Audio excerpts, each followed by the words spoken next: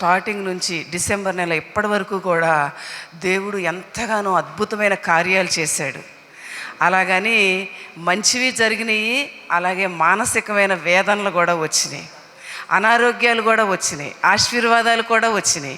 వీటన్నిటి నేపథ్యంలో దేవుడిచ్చిన మనోధైర్యం, దేవుడిచ్చిన కృప, నిజంగా ఆయన్ని కృతజ్ఞతతో స్తుతించలేకుండా ఒక్క క్షణమైనా ఉండటం అసాధ్యమైన విషయం.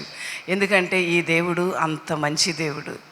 ఆయనకి కృతజ్ఞతలు చెల్లించటానికి మనల్ని ఎందుకు సృష్టించాడు అనుకుంటున్నారు? దేవుడు ఆయన్ని ఘనపరచటానికి, ఆయన కృతజ్ఞతలు చెల్లించటానికి సృష్టి అంతా సృష్టించి మానవుణ్ణి చివరిగా ఆయన స్వరూపంతో, అంటే దేవుణ్ణి ఆయన పోలికతో మనని సృష్టించాడు. ఎందుకో తెలుసా? ఆయన్ని ప్రణుతిస్తానికి, ఆయన హెచ్చించటానికి, ఆయన్ని ఘనపరచటానికి, ఆయన నామాన్ని మహిమపరచటానికి మనని సృష్టించాడు. లోపభూయిష్టమైన ఈ జీవితాలైన మనం దేవుని సన్నిధికి వెళ్ళి ప్రార్థన చేస్తే మహిమాన్వితుడైన దేవుడు ఈ మంటిఘటాలు చేసే ప్రార్థన విని సమాధానం ఇస్తాడండి. అంతకంటే ఇంకా దేవుణ్ణి స్తుతించటానికి, ఆయనకి కృతజ్ఞతలు చెల్లించటానికి ఇంకేమైనా మిగులున్నాయంటారా? బాధలో ఉన్నప్పుడు, వేదనలో ఉన్నప్పుడు, అస్వస్థతలో ఉన్నప్పుడు, అసమాధానంలో ఉన్నప్పుడు, ఎటు వెళ్ళాలో తేల్చుకోలేని పరిస్థితిలో ఉన్నప్పుడు ఈ దేవుడు మనతో మాట్లాడి మనకి అద్భుతాలు చేసే దేవుడండి. అంత గొప్ప దేవుడిని మనం నమ్ముకున్నాం. ఈ దేవుడు ఎంత మంచి దేవుడు. ఒక ఆయన అన్నాడంట, ఏఐలో వచ్చినాయి, ఇప్పుడు టెక్నాలజీ పెరిగింది కదా, నేను అన్నీ సృష్టించేస్తానన్నాడంట. అన్నీ సృష్టించేస్తాను నేను అన్నాడంట. అంటే ఆయన అన్నాడంట, దేవుడు సృష్టించిన సృష్టిలో నుంచి తప్ప నీ సొంతంగా నువ్వు ఏదైనా చేసుకోవయ్యా, అసలు ముందు నువ్వు నీ ఊపిరి పీల్చుకుంటూ నువ్వు ఆపేసేయి అన్నాడంట.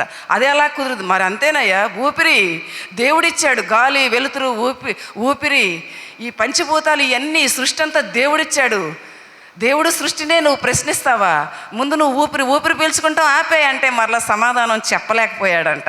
అంత మంచి దేవుడు, గొప్ప దేవుడు. ఈ దేవుని యొక్క గొప్పదనం, ఈ దేవుని యొక్క సిలువ మరణం, ఈ దేవుని యొక్క ప్రేమ, త్యాగం ఈ మానవాళికి అర్థం కాకుండా మతం పట్టుకుని ఏలాడి ఇది ఒక మంచి మార్గం, అసత్యంలో నుంచి సత్యంలోనికి, చీకటిలో నుంచి వెలుగులోనికి, మరణంలో నుంచి జీవంలోనికి నడపటానికి మానవాళిని తనని తాను తగ్గించుకుని లోకానికి వచ్చిన పరమాత్ముడైన ఆయన్ని కృతజ్ఞతతో స్తుతించకుండా మనం ఉండగలమా? ఇంత గొప్ప దేవుడు, ఈ మంచి దేవుడు ఈయన. అయితే డిఎల్ మూడీ గారంట 5వ తరగతే చదివారంట. నేను ఆశ్చర్యపోయి ఆయన బుక్ చదువుతున్నప్పుడు 1 కోటి మందికి ఆయన సువార్త చెప్పాడంట. మనని ఎందుకు సృష్టించుకున్నాడో దేవుడు తెలుసా? ఆయన ఘనపరచటానికి, ఆయన స్తుతించటానికి, ఆయన నామాన్ని ప్రచురం చేయటానికి దేవుడు మనని సృష్టించుకున్నాడు. ఆయన అన్నాడంట, ఏదో ఒక ట్రైన్లో వెళ్తా పేకాడుతూ ఉంటుంటే 3 ఉన్నారు, ఇంకొక చెయ్యి తగ్గితే ఎదురుగా డిఎల్ మూడీ గారు ఉంటే ఆడమన్నారంట. అప్పుడు అన్నాడంట, 2 చేతులు వెనక పెట్టుకుని, ఈ చేతులు నాయి కాదు అన్నాడు. అదేంటి నీకు చేతులు ఉన్నాయిగా? నా చేతులు లేవన్నాడు. నీకు చేతులు ఉన్నాయిగా అంటే ఎక్కడున్నాయి? లేవు. అదిగో వెనక పెట్టుకున్నావుగా అంటే ఈ చేతులు ఎప్పుడో నా యేసయ్యకి నేను ఇచ్చేసా, నా జీవితాన్ని నా యేసయ్యకి నేను ఎప్పుడో అప్పగించేసా, కాబట్టి నేను ఆడనన్నాడంట ఆయన. అంత మహాభక్తుడు. ఆయన ద్వారా 1 కోటి మంది బాప్తిసం తీసుకున్నారంట, రక్షణ సువార్త అందించాడంట. ఇంతకంటే ఈ జీవితాల్లో ఏమన్నా కావాలా? కృతజ్ఞతాస్తుతి అంటే పెద్దవి జరిగితేనే కృతజ్ఞతాస్తుతి కాదు, చిన్న విషయానికి కూడా కృతజ్ఞతాస్తుతి.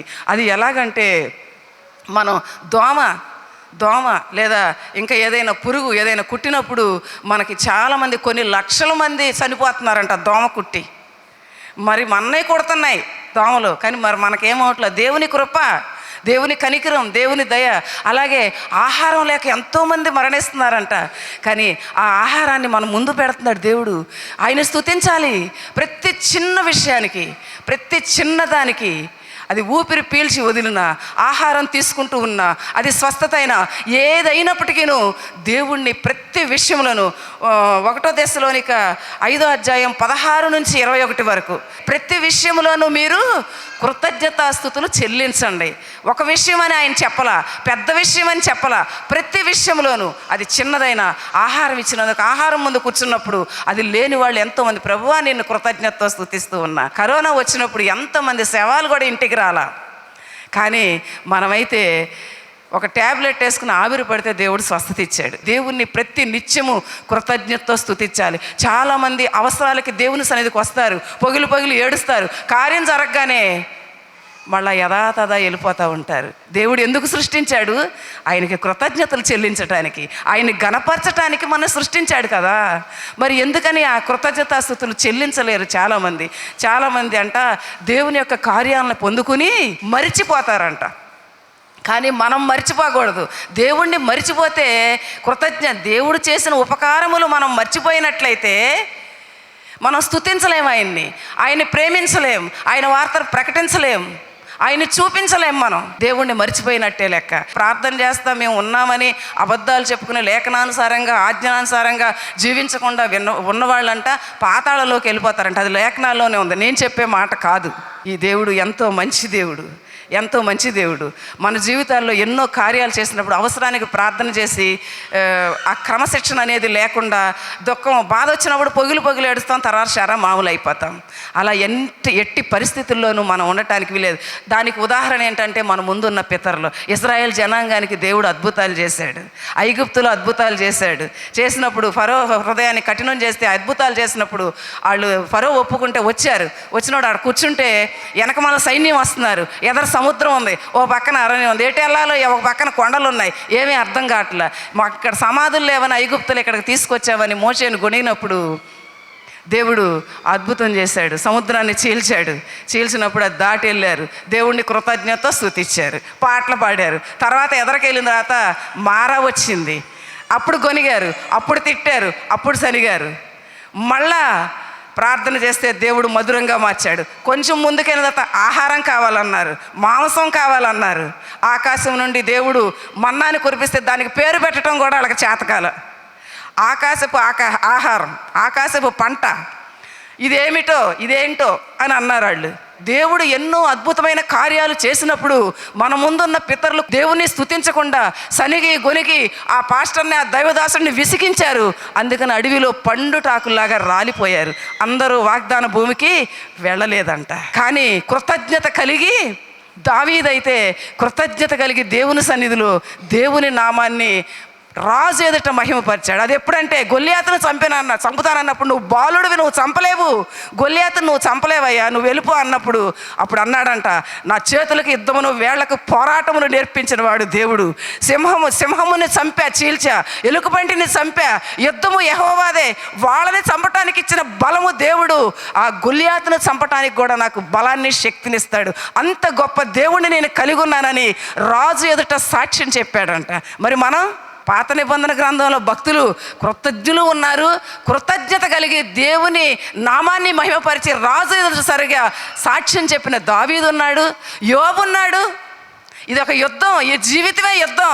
దేవుడే ఇచ్చాడు, దేవుడే తీసుకున్నాడు, ఆయన ఏం చేస్తే అదేనని యోబు మహాభక్తుడు కృతజ్ఞతతో అన్నాడంట. హిజ్కియా కూడా అన్నాడు.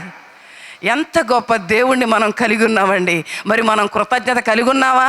దేవుడు మనకి కృతజ్ఞత కార్యములు చేసినప్పుడు సాక్ష్యం చెబుతున్నావా సంఘంలో? మరి కుటుంబంలో దైవదాసులు పిలిచి ప్రార్థన పెట్టించుకుంటున్నావా? నేనైతే పెట్టించుకుంటాను ప్రార్థన, తప్పకుండా, చాలా ఇష్టం. రోజు మేము ప్రార్థన చేసుకుంటాం. తెల్లవారుజామున కొంతమంది కృతజ్ఞతతో స్తుతించి ప్రార్థన చేసుకుంటాం. పాస్టమ్మ గారిని పిలిచి నా ఇంట్లో ప్రార్థన పెట్టించుకుంటాను నేను. కృతజ్ఞత కలిగిన మనసుతో మనం ఉన్నట్లయితే ఇజ్రాయెల్ జనాంగము పైకి వచ్చిన శాపం పండుటాకుల వలె రాలిపోయినట్లు రాలిపోయాం మనం. మన దేవుడు దీవించి ఆశీర్వదిస్తాడు. లేఖనానుసారంగా మన జీవిత విధి విధానాలు ఎప్పుడైతే ఉన్నాయో, ఎప్పుడైతే దేవుని పైన మనం నమ్మకంతో ఆనుకున్నామో, అప్పుడు మన జీవితంలో గొప్ప అద్భుతమైన కార్యాలు చేస్తాడు. 2 అర్పణలు. దావీదు అంటున్నాడంట, ఆయన రక్తముతో మిళితమైన తన ప్రాణముతో 103వ కీర్తన 1వ వచనంలో ఆయన చెబుతున్నాడు, నా ప్రాణమా యెహోవాను స్తుతించుము అని. అది ఎంత గొప్ప మాట. ఆయన ఏమన్నా సుఖాల్లో ఉండి చెప్పాడా? అంత విధేయత, అంత కృతజ్ఞత, అంత దేవుణ్ణి నమ్మాడు కాబట్టి రాజు అయ్యాడు. ఆయన అంత దీవించాడు. ఆయన ద్వారా అనేక మంది దీవించబడ్డారు, ఆదరించబడ్డారు. అలాగే కృతజ్ఞత అర్పణలు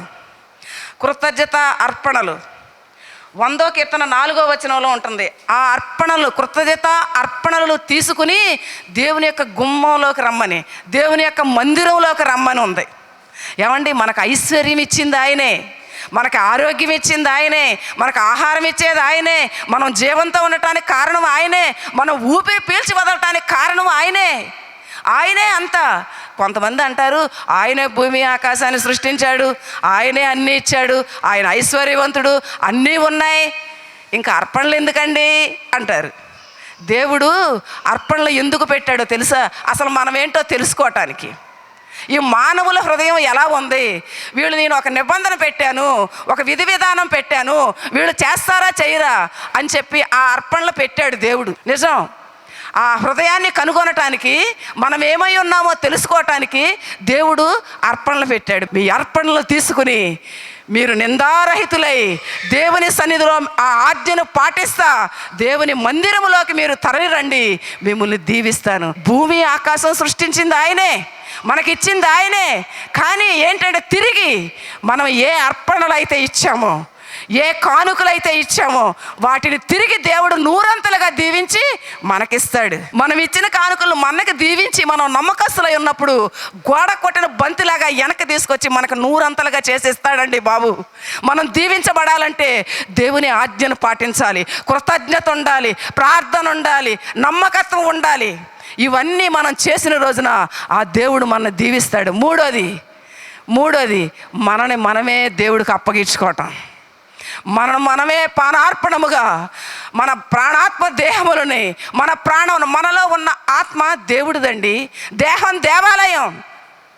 ఏసేపు పాపము చేసే అవకాశం ఉన్న పాపము చేయలేదు, నిందారహితుడుగా పరిశుద్ధుడిగా జీవించాడంట. అలాగే మనము కూడా మన దేహం దేవాలయం, మనలో దేవుని ఆత్మ ఉంది కాబట్టి మన జీవితాన్ని ఆయనకు అప్పగించుకుని మననే అర్పణగా ఆయనకి ఇచ్చేసుకోవాలి. మననే ఆయనకు అర్పణగా ఇచ్చేసుకుని కృతజ్ఞతలు చెల్లించి సువార్త చెప్పాలి. దేవుడు నాతో మాట్లాడేవాడు, నువ్వు ఆ ఇంటికి వెళ్ళు, ఆ సందుకెళ్ళి, ఈ ఇంటికి వెళ్ళని డోర్ నెంబర్లతో సహా నాకు చెప్పి సువార్త చెప్పమాటానికి వెళ్ళినప్పుడు క్రియలు కలిగినటువంటి కృతజ్ఞత భావముతో సువార్తతో పాటు నా దగ్గర ఏమున్నాయో, అవి బట్టల, అవి ఆహారమా, నేను వాళ్ళకి ఇచ్చేదాన్ని. వాటిని ఇస్తా నేను వాళ్ళకి సువార్త చెప్పేదాన్ని, వాళ్ళని ఆదరించేదాన్ని, వాళ్ళకి కావాల్సిన అవసరతలు నాకున్న దాంట్లో నేను ఇచ్చేదాన్ని. ఇస్తా, ప్రేమిస్తా, ఆదరిస్తా. సువార్త చెప్పే విషయంలో, మహిమకరంగా ఉండే విషయంలో, దశమాంసములు ఇచ్చే విషయంలో, దేవుణ్ణి ఆరాధించే విషయంలో, కృతజ్ఞతలు చెల్లించే విషయంలో, ప్రార్థించే విషయంలో, అన్ని విషయాల్లో నేను ఎలా ఉన్నాను, కరెక్ట్గా ఉన్నానా లేదా అని ఈ లేఖనాలు చదువుతా నా జీవితాన్ని నేను దేవుడికి అప్పగించుకున్నా. అందుకే ప్రభువుని నమ్ముకున్నామని ఎలేశారు.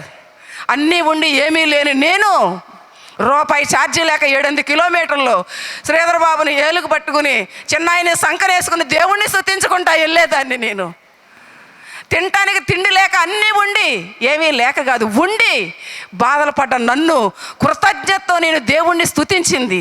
అది లేని దినాలున్నా, ఉన్న దినాలున్నా, సర్వకాల సర్వావస్థలందు నేను ఎలా ఆరాధించాలో దేవుణ్ణి ఆరాధిస్తా. నేను ఆ దేవునికి అప్పగించుకున్నప్పుడు నా సమయాన్ని, నా సామర్థ్యమును, నా సొమ్మును, నా యవ్వన జీవితాన్ని దేవునికి అప్పగించుకున్నప్పుడు దేవుడు అద్భుతమైన కార్యాలు చేశాడు. ఆషామాషి దేవుడు కాదండి ఈయన. శూన్యములో ఈ భూమిని ఎలాడదీసిన దేవుడండి. నోటి మాట చేత సృష్టిని సృష్టించిన దేవుడండి. ఆయన మనలో ఆయన ఆత్మను పెట్టాడండి. ఒకటేంటి, ఆయన చేసిన ఉపకారాలు దేన్ని మర్చిపోకూడదు. రెండోది ఏం చెప్పాను, కృతజ్ఞతతో అర్పణలు అప్పగించాలి. మూడోది మన దేహమనే కానుకగా ఆయనకు అప్పగించాలి. మన దేహమే, మనమే ఆయనకు అర్పణ. అసలు అంట ఆయన కోసమే మనల్ని సృష్టించాడంట. అసలు మనం మనాళం కాదు, ఆయన వారు మనం. ఇంకా మనకు ఎక్కడుంది, భూమి అయింది, ఆకాశం అయింది, సముద్రాలు ఆయని, కొండలు, ఇంకా మనం వేయండి. అక్కడ ఏ నిమిషాలు ఏం జరుగుతుందో తెలియని దినాల్లో మనం ఉన్నాం. కృతజ్ఞత నిండిన మనస్సుతో, అది ఏ విషయమైనా, చిన్న విషయమైనా సరే మీరు ప్రార్థన చేసుకోండి.